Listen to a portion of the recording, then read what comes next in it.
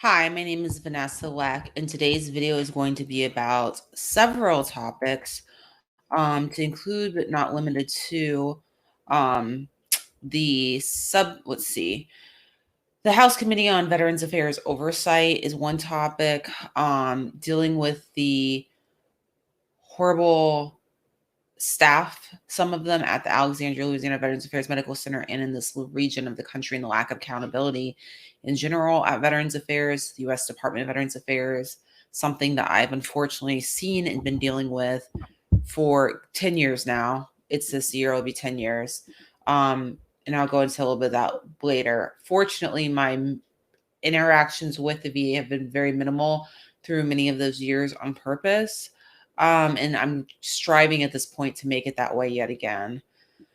Anyways, other things I'm gonna update. I can't remember everything, but so um let's see. Trying to get my overlays just right. All right, I think I did okay with that one. Anyways, I'm gonna share my screen in a minute, but basically yesterday Dwayne Kimball was on, and it was an impromptu video, much like this one is, but more so yesterday. And Dwayne hopped on totally impromptu. We did not plan that at all. He just hopped on. And because I was messaging him on LinkedIn and I was asking him some questions about his experiences, and then he has hopped on and shared his experiences with the whole world, basically. So that was fun because it was very informative. He's just very knowledgeable. He's got a great memory, a lot of insight. So that was really good. Anyways, well, I read a letter yesterday, which I'd sent to the relevant departments at the VA that I have been making my life very difficult for months and months and months now, and more expensive than necessary. And, like one person responded and they were like, okay, put a medical record, and it was a fine response. But the other ones, to include this one department that I just cannot with these people. I really felt like, based upon the communication was received, and I don't feel, it's a fact. It was very dismissive. It was following this pattern of behavior that I keep documenting in part through podcasts and videos, but also I have this big paper trail of. And, I had a lot of time to process kind of everything I've been dealing with over the last several months and in the last number of days with the VA.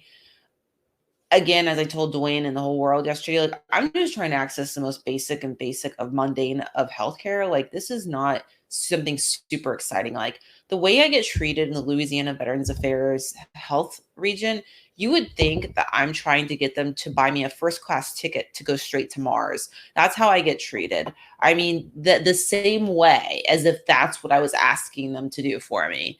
But instead, I'm just asking them to follow the law and to do their jobs. And that's just too much for them. Like, they can't handle it. Most of these people that I've dealt with. And like I said, there's an administrative department and a medical department I've dealt with at the Alexandria, Louisiana Veterans Affairs Medical Center. That's been excellent and really great and really above and beyond, my opinion, really just doing a great job all around. And then there was a healthcare provider who quit their job twice, as I discussed yesterday with Dwayne, who just pieced out, I guess. So I'm sure there's issues there behind the scenes that I'm not aware of and don't want to be aware of, to be completely frank with you. I don't have time for all this VA drama. But what I do know is that I had a chance to think about things, and I made the decision to go ahead and do everything in my power to not have to interact with the VHA, Veterans Health Administration, any further, and to make it to where they have like no control over my healthcare, which may seem like an obvious solution, but it's not easy at all. I live in a very remote part of the country right now for the next number of months. There's a lack of healthcare providers in my area, period, and there's even less that are going to be in cooperation with the VA at all in the community. And so it makes it really hard, even for the most mundane type of healthcare that's routine. So I went ahead and reached out to the department that I do like over at the VA, kind of gave them the rundown that like I want to cut ties with the VA basically, and to the best of my ability, the VHA. And so I was able to get into the community locally for that issue. And that's something that had been on the table before, but I hadn't taken advantage of because I really like that department. But I can't stomach at this point the idea of frequenting these Louisiana Veterans Affairs facilities any further with the VHA, given how like horribly I've been treated over the last number of months by a number of their staff members. There's no accountability at all. Zero, zilch, none in my direct experience. I speak for no one but myself when I say these things, but like their telephone calls are never recorded, even though they're supposed to have, and their national VA said they're going to be like a year ago. They're never recorded. They they don't hear any of those calls. No one's monitoring them, so they can say and do whatever they want. The Veterans Benefits Administration does not operate that way. The VBA does record those phone calls, and the Veterans Affairs White House hotline also records those phone calls as well, and they are routinely monitoring them. Um, and so this is something that seems to be pretty unique to the VHA and specifically my region of the country where there's just no oversight. Anyways, they don't address issues that are brought forth at all. I've just been given the infinite loop runaround. The strategy, which is a part of the pattern of behavior that I've been observing for some time now, is basically that they're just going to be dismissive, ignore me, try to like distract me, give me the runaround, and ignore me some more. And, occasionally I may get like mocked on some level as well. Like, because they think I'm so dumb, I guess. But I'm not dumb. Okay. So I can't keep dealing with this. This is like not a healthy situation for anyone to deal with. I thank God that I don't have cancer. I thank God that I don't have a terminal illness, because if I did, I'm convinced these people would let me die in the street before they'd help me, and they'd probably laugh in my face. I don't trust the people that I've been dealing with in Louisiana's Veterans Affairs medical for the most part at all. And I don't want these people anywhere near me or influencing my medical decisions, like care at all, like at all.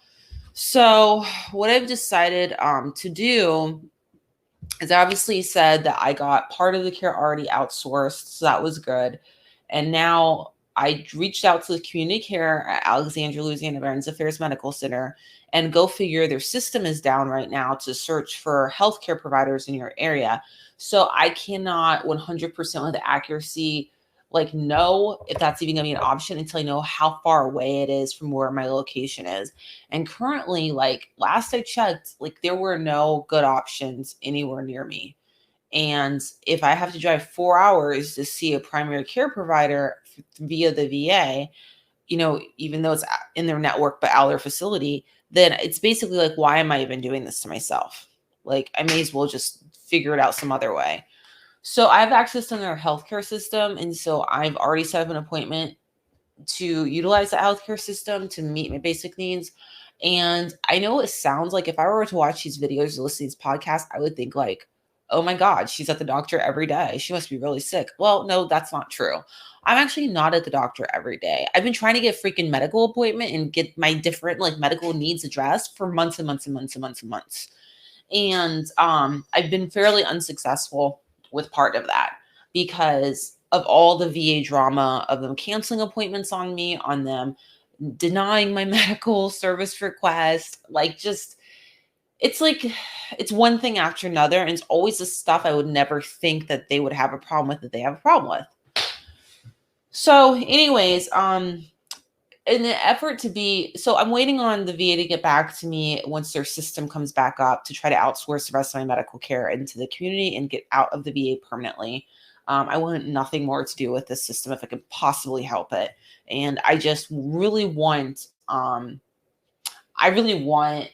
to be able to have, I would like to have the money that they're wasting on all these people to give me the runaround and be able to just use it to pick who I want to pick for my healthcare provision of store of services. That's what I want. Anyways, in the meantime, I went ahead and let's see. I went ahead and there we go. Went to this website on the recommendation of Dwayne yesterday. He was talking about, have you ever thought about going to basically the House Veterans Affairs Oversight Committee. I'm probably saying this out of order. It's such a mouthful. And I previously had not. Well, I take that back. I kind of had, because I'd gone through Congress through my local rep's office here, Mike Johnson. Okay. So I did that. But it just, Congress is really complicated. Politics is super complicated. Trying to get things done, it's really complicated, Congress, and time consuming. But what I did was I went here, as you can see on the screen, and I was able to find this wonderful website, veterans.house.gov is the name of the website, veterans.house.gov. I actually did, I believe, I linked the YouTube channel of them on the description of this video podcast, but I will link this website there as well. And so the reason I'm bringing this up is because they have got a pretty great website. I was actually impressed. For a government website, this is pretty good. And they have an area where it says like contact us, and it has a basic contact form here. And then it also has this whistleblower section here. And, you know, it has, let's say, I'm going to say yes. Yes, I'm a veteran. And then it has some different follow-up questions, like, are you a VA patient? Are you a VA contractor? Who are you? And then it has, you know, all these other questions, basically what you want to disclose, blah, blah, blah, whatever. Okay, so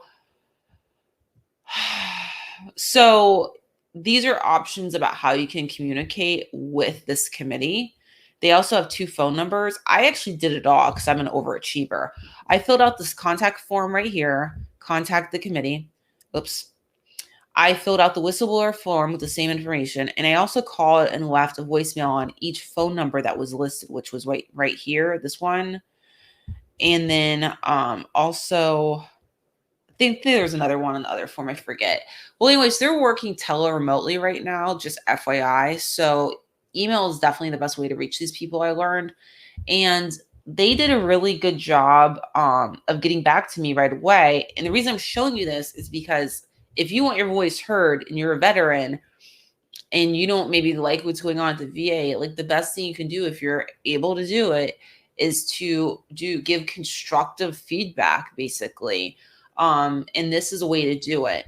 And I did it and it worked for me thus far, but there's a whole bunch of information about the committee. So we could just say, I don't know, chairman. We'll just do chairman.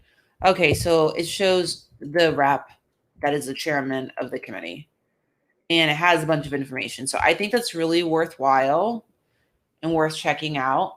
I'm going to go ahead and share my screen again because I want to show you guys the YouTube channel that they have, and also, let's see. No, not that one. I received an email from them basically, and I was wanting to share that as well, but maybe I won't be able to. Yeah, I don't think I screenshotted that. So I'll just share this other thing that I did screenshot. All right, let's see.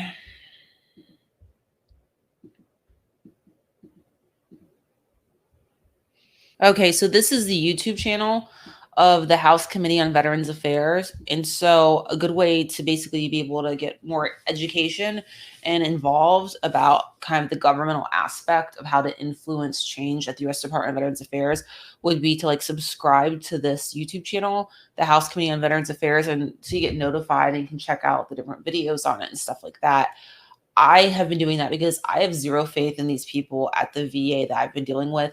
The systems that are currently in place, they don't work to really affect real change. They don't work for real accountability, and I don't believe they're ever going to. I don't want to deal with the VA drama. I just want to get my health care. And currently, the way the system's set up, that's just not even possible. I just am going to work towards just advocating for change publicly and through Congress, and to try to affect change through the years. Because this VA situation, it's bad. It's really bad at the VHA. It's bad. What I've seen in Louisiana, a disgrace. Like I want nothing to do with this. These people are not going to be providing me with my so-called health care at all. It's not happening. So I think in the next 5 years, my prediction is that the VHA in particular, but probably the whole VA, is going to be radically changing, especially the VHA. I think that there are going to be changes made to where the civil service system is no longer the priority, and actually getting the military community the services that they need will be the priority. And that's what needs to happen. And that's not the priority right now. This is just a glorified employment system, a multi-billion-dollar enterprise funded by the American taxpayers, and it is not giving value for what is being charged at all. The delivery of what's being given overall is not commensurate with the dollar amount being demanded every year at all. So there are great people that work there. Absolutely. There's exceptional people, and there's a lot of people that should not be working there either. So anyways, this is their YouTube channel. So check it out. I did put the link of this already, their YouTube channel, in the description of this video. So there's that. All right. What else? Let's see. Well, I think that's it. All I'm going to share, the only other thing I have to say at this point is that they did email me, the House Committee on Veterans Affairs, within an hour of sending the message. And it did not look like an auto email, to my surprise. It was actually personalized, and not just with my name, but with some specific information relevant to me. And basically it acknowledged that they'd received my contact form with what I had to say, and that they had recorded for the record like my commentary about the VA and my suggestions for improvement of services, basically. And of course, my suggestion was, what I want as a veteran, me, not everyone else, but what I want is to basically have, as I've said before, get the money that's being wasted on all these people's compensation so I can use it on healthcare providers of my choice outside the VA, period. That's what I want, so I don't deal with VA drama anymore. So anyways, they did write that down. They did thank me for the comments. They did say that they were actively soliciting comments from other military stakeholders, military veterans, spouses, whatever, caregivers, because they wanted their legislation to reflect the input of the stakeholders in the military community, and not just the legislators and the politicians that are drafting up the legislation, essentially. And so I really liked that open dialogue that they've set the tone for. And I'd like to encourage anyone who can hear my voice or see my face to go to that website and to, put in your constructive comments in there as well. Whatever it is that you have that you'd want to share, that you would like to see drafted into legislation about the U.S. Department of Veterans Affairs, whether it be Veterans Health Administration or something else. For me, obviously, it was VHA. So yeah, that was it. And then they said basically they don't do casework, which means helping a person with a specific issue related to the VA. And so they refer that to your local rep, essentially. That's what they did in my situation. But I just think it's great that if you have the ability to influence legislation in a direction that would be meaningful to you.